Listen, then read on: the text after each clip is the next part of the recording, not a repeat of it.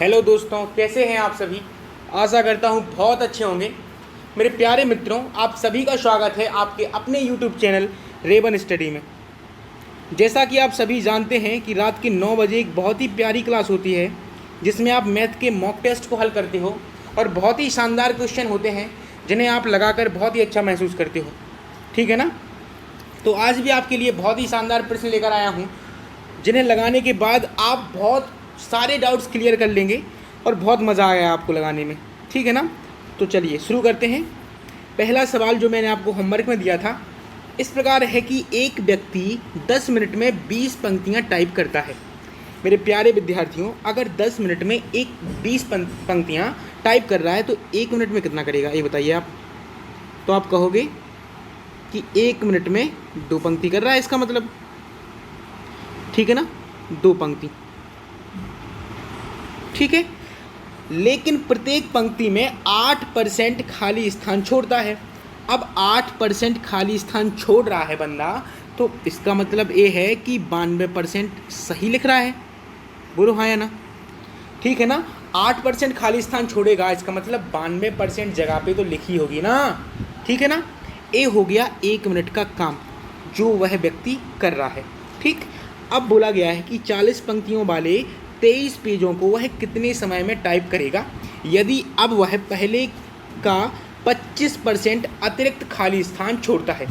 तो मेरे प्यारे विद्यार्थियों, जैसा कि आप देख पा रहे हैं कि पहले 8% खाली स्थान छोड़ता था, अब 25% अतिरिक्त खाली स्थान छोड़ना है, तो कितना छोड़ेगा ये देख लो। पहले तो 8% पहले छोड़ रहा था, अब 25% कितना होता है, 1/4 होता है ना।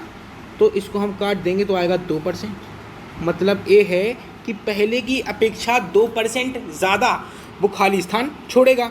तो पहले अगर 8% छोड़ रहा था और अब 2% ज़्यादा छोड़ेगा तो कुल मिला के कितना हो जाएगा बोलिए, 10%। 10% क्या करेगा, खाली स्थान छोड़ेगा। बात समझ में आ रही है, समझ में आ रही है ना। बिल्कुल डरना नहीं है 1% भी। ठीक है, आराम से समझो और लगाओ। 40 पंक्तियों वाले 23 पेज, 40 पंक्तियों वाले यदि 23 पेज हैं तो कुल मिलाकर इतनी पंक्तियाँ हो गई, 40 गुणा 23 हो गई ना। और उसने बोला है कि प्रत्येक पंक्ति में हमने निकाल लिया कि 10% क्या कर रहा, खाली स्थान छोड़ देगा। तो भरेगा कितना, 90%।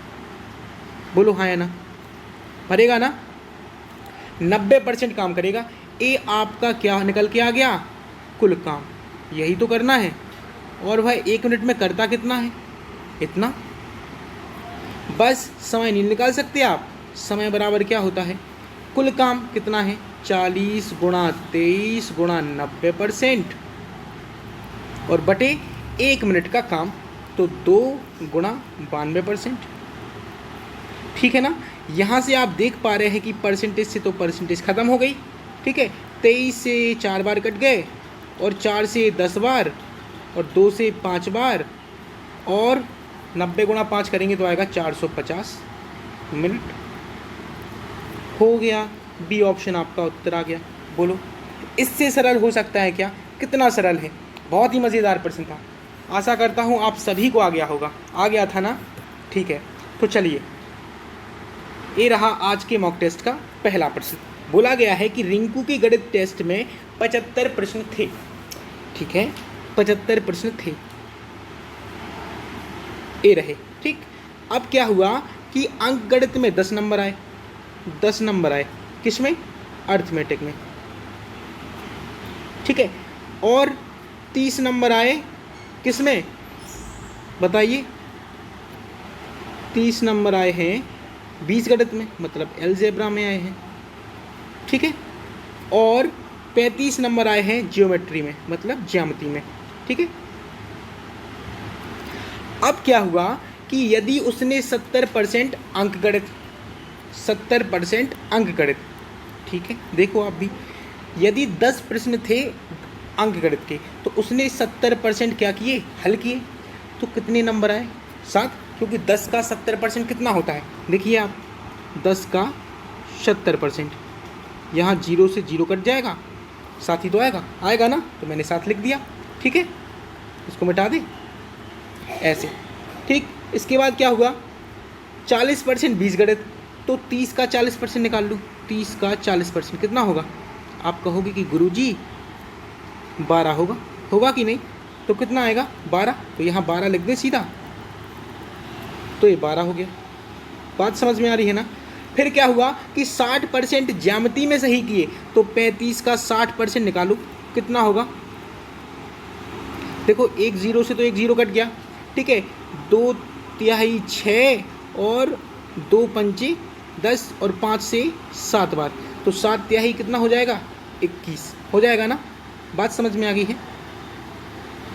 यहाँ से आप इसको ख़त्म कर दें, पहले तो फटाफट ख़त्म करेंगे, ठीक है। और ये छोटा सा कर लें, थोड़ा सा ऐसे आप, तो 21 मिल गए ज्योमेट्री में, ठीक है।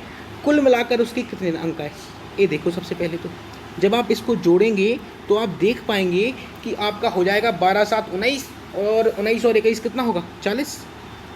40 नंबर रिंकू ने प्राप्त कर लिए। लेकिन लिखा है कि वह परीक्षा में पास नहीं हो पाई, मतलब फेल हो गई। अरे ये तो गलत हुआ। क्यों हुई फेल? ये लिखा है आगे, उसने 60% प्रश्नों से भी कम प्रश्न सही किए थे। रिंकू कितना और प्रश्न सही करती कि उसे 60% उत्तीर्ण ग्रेड मिलता। इसका मतलब ये है कि 60% में होना है पास, है कि नहीं? तो 75 तो नंबर है, ठीक है। 75 का 60% निकाल लो, कितना आएगा बोलिए? 20 30 60 और 20 पंचे 100, 5 से 15 बार कट गया, और कितना आया? 45। अगर 45 नंबर होते तो रिंकू क्या होती? पास हो जाती। लेकिन उसके तो 40 ही आए, तो कितने और नंबर चाहिए कि वो पास हो जाए? कितने और चाहिए? 5 और चाहिए। यही तो उसने बोला कि कितने और होते, तो 5 और होते, पास हो जाती। ठीक है ना? बात समझ में आ गई? कितना भी बड़ा सवाल हो, बस कॉन्सेप्ट से नहीं भटकना है। जैसा प्रश्न बोलता जाए वैसे आप करते चलो, हो जाएगा। हो गया ना? चलो अगला प्रश्न बोला है कि 1000 रुपये की धनराशि का चक्रवृद्धि ब्याज क्या होगा यदि इस धनराशि को 10% वार्षिक ब्याज दर से 2 वर्ष 73 दिन के लिए कर्ज पर दी जाती है। ठीक है, देखो यहाँ लिखा है 2 वर्ष 73 दिन। तो आप पहले मुझे इतना बताओ कि 10% वार्षिक दर है, यह 2 वर्ष के लिए चक्रवृद्धि ब्याज दर कितनी होगी, इतना बताओ। तो आप इसमें ये लगा दोगे, देखो सक्सेसिव है तो वृद्धि और कमी लग जाएगी ना, लग जाएगी ना? हाँ ठीक है। तो ये 2 वर्ष के लिए 21% आ जाएगी ना, क्योंकि 20 तो यहीं से हो जाएगा। ठीक है, और 0 से 0 कट जाएगा, 1 आएगा, 21% हो गई। अब 73 दिन के लिए ब्याज दर क्या होगी ये निकालना है। तो पहले आप 73 दिन को ना वर्ष में बदलो, कितना होगा? 365 से देना होगा भाग, क्योंकि एक वर्ष में 365 दिन होते हैं। तो अगर 73 दिन को वर्ष में बदलना है तो 365 दिन से भाग देना पड़ेगा। जब आप भाग देंगे तो यहाँ से आप प्राप्त कर पाएंगे कितना? 1/5 वर्ष। ठीक है ना? अब आप देख पा रहे हैं कि 10% कैसी है दर? वार्षिक है। तो 1/5 वर्ष के लिए कितनी होगी दर? आप 10 का 1/5 निकाल दो, बस कितना आएगा? 2%। आप कहोगे कि गुरुजी 2% होगी, मैं कहूँगा बिल्कुल, निकल के आपके सामने ही तो आया। ठीक है ना? तो अब आप यहाँ से क्या देख पाएंगे कि 21% है 2 वर्ष के लिए, और 73 दिन के लिए है 2%। कुल मिलाकर कितनी हो जाएगी चक्रवृद्धि ब्याज दर? तो आप इसमें लगा दो सक्सेसिव, देखो वृद्धि और कमी वाला। ठीक है ना? तो 21 गुणा 2 और बटे 100। ठीक है, अब आप यहाँ से हल कर पाएंगे तो ये हो जाएगा कितना? 23 हो गया, और इनका हो जाएगा गुणा, और 100 का देंगे भाग, तो 21 दूनी 42 में अगर 100 का भाग देंगे तो 0.4 तो आएगा। इतने प्रतिशत दर हो गई आपकी 2 वर्ष 73 दिन की। बात समझ में आ गई? बस दर निकालने में थोड़ा सा है और कुछ नहीं है, देखो आसानी से आ जाएगा। अब दर आपके पास आ चुकी है। अब आप देखो कि 1000 रुपये की है धनराशि और उसका क्या चाहिए? ब्याज। कितनी दर से? 23.42% के हिसाब से। तो सीधा निकालो आप, देखो 1000 का 23.42% मतलब बटे में 100, तो 0 2 0 से 2 0 कट गए, 10 का करेंगे गुणा तो 234.2 और रुपये आएगा ना? और ये ऑप्शन आपका सही हो जाएगा। बोलो हाँ या ना? मज़ा आया ना? आराम से हो जाएगा। और किसी विधि से लगाएंगे ना, इससे सरल नहीं हो सकता भाई साहब। इस सबसे सरल है कि भाई यहाँ 2 वर्ष की है दर, ये 73 दिन की है, और फिर 2 वर्ष 73 दिन की है। खत्म, निकाल दिया, आराम से आ गया, हो गया ना। चलो अगला प्रश्न। अगला प्रश्न क्या कहता है आपसे कि 3 सहेली अनीता, बिंदु और चंपा 1105 रुपये इस तरह बांटा जाता है। 1105 रुपये बांटने हैं इन तीनों में, ठीक है ना। फिर क्या हुआ कि अनीता, बिंदु और चंपा के हिस्से से क्रमशः 10 रुपये, 20 रुपये और 15 रुपये घटाए जाते हैं। तो आप 1105 में से इन सबको मिला के पहले घटा ही दो, आप मिलाओ इन सबको। तो 10 20 हो गया 30 और 15 45। तो इसमें से हम 45 अगर घटाएंगे तो आप प्राप्त कर पाएंगे कितना, आपका आ जाएगा इतना 1060 आएगा ना, ठीक है। अब क्या है, तो उनके हिस्सों का अनुपात क्रमशः 11 18 24 होगा। चलो कोई बात नहीं, ठीक है, इनको बांटना है अब, ठीक है। किन में अनीता को ए मान लें, बिंदु को बी मान लें और चंपा को सी मान लें, ठीक है। अब अनुपात क्या है, 11:18:24, ठीक है ना। इतना हो जाएगा। रुपए कितने बांटने हैं, 1060, और अनुपात में ए है। तो आप यहाँ से देख पाएंगे कि ये सबको मिलाओ, कितना हो गया, मिलाओ सबको, 53 हो जाएगा। 53 रेशियो बराबर है 1060 रुपये के। तो एक रेशियो बराबर कितना निकल के आएगा, बोलिए कितना निकल के आएगा। 53 का भाग देंगे तो 20 बार जाएगा, एक रेशियो बराबर आ गया 20। अब आप यहाँ से किसका हिस्सा चाहिए, चंपा को कितनी राशि मिली, तो यही तो है चंपा, कितना 24 रेशियो मिल रहा है। तो एक रेशियो बराबर 20, तो 24 रेशियो बराबर 24 गुणा 20 कितना आएगा, 480, ठीक है। अब 480 उत्तर नहीं है, आप 480 मत लगा देना, ये तो गलती करना ही नहीं। यहाँ आप देख रहे हैं कि 15 रुपये उसके हिस्से में से पहले ही घटा दिए गए थे, तब तो ये अनुपात हुआ था। ये जो अनुपात हुआ था ना, ये बाद में जब 15 रुपये घटा दिए गए थे तो 15 और देने पड़ेंगे, तो 15 और जोड़ दो तो 495 आएगा ना। और ए ऑप्शन आपका सही होगा, ठीक है। बी नहीं लगाना है, गलती नहीं करना, ठीक है। चलो अगला प्रश्न बोला है कि एक गोले का आयतन दूसरे से 8 गुना है, ठीक है। V1 बराबर है दूसरे आयतन के कितने गुना, 8 गुना, तो 8 गुना V2 हो जाएगा ना। यहाँ से आप निकाल पाएंगे कि V1/V2 और बराबर 8/1, ठीक है। अब गोले के आयतन का आपका पता होना चाहिए, आपको जानकारी होनी चाहिए कि गोले का आयतन कितना होता है। तो मैं आपको बता दूं कि आयतन का जब अनुपात निकालेंगे, या किसी भी चीज़ का आयतन का अनुपात निकालो या क्षेत्रफल का निकालो, तो जो कांस्टेंट है वो तो कट जाएगा, ठीक है। इसमें क्या बचेगा, R1³ बचेगा और R2³ बचेगा, बराबर में कितना है 8/1। और मैं आपसे कहूँ कि यहाँ से आप निकाल पाओगे R1/R2 बराबर कितना, एक क्यूब का पक्षांतर होगा तो घनमूल लेंगे, तो 8 किसका, 2 का और 1 का, 1, जाहिर सी बात है। अब क्षेत्रफल का अनुपात चाहिए, क्षेत्रफल का चाहिए एरिया का, तो A1/A2, इसमें भी जो समान होंगे वो कट जाएंगे, कांस्टेंट हमेशा कट जाते हैं। और इसका अनुपात किस पर निर्भर करेगा, R1²/R2² पर, ठीक है। तो आप यहाँ से R1/R2 का मान रख दो, कितना है 2/1, और इसका कर दो वर्ग, कितना आ जाएगा 4/1, या 4:1 भी बोल सकते हैं। बी ऑप्शन आपका सही हो जाएगा, खत्म, काम हो गया ना।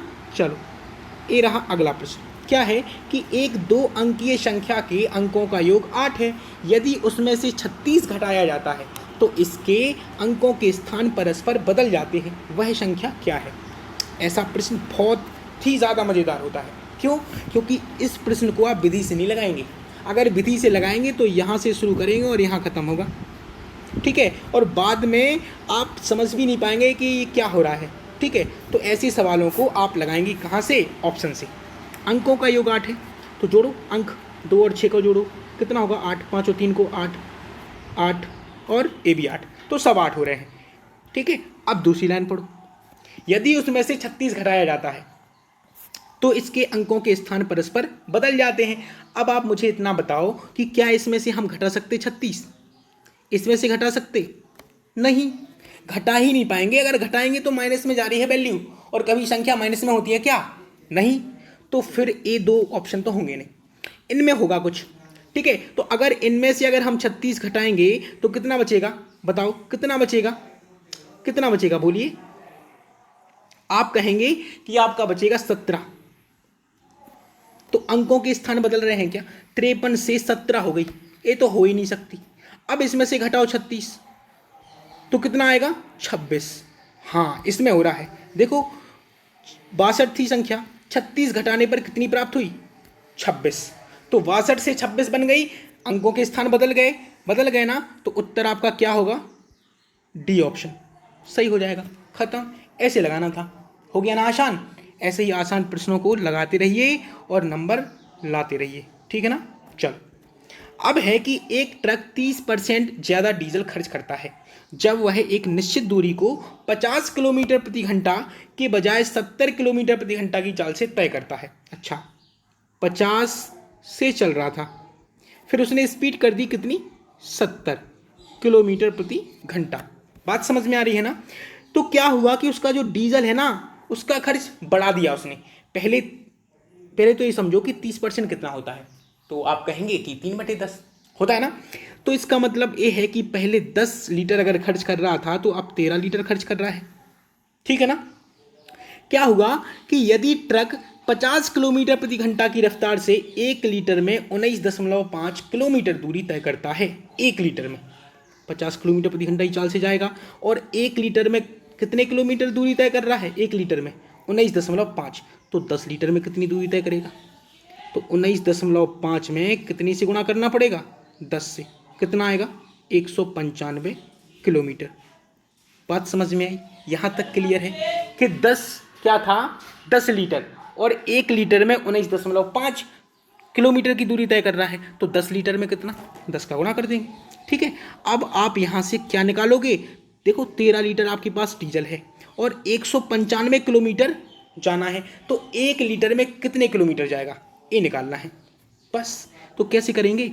195 में 13 का भाग देंगे, क्योंकि दूरी आपके पास 195 किलोमीटर है और 13 लीटर है आपके पास डीजल, तो 1 लीटर में कितने किलोमीटर जाएंगे, ये निकालो।